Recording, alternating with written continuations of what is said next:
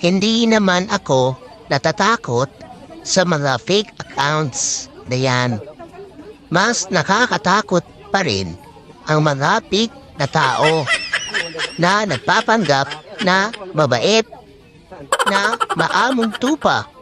Pero pag nakatalikod ka, bigla ka na lang lalamunin ng buhay. Kaya, dobleng ingat.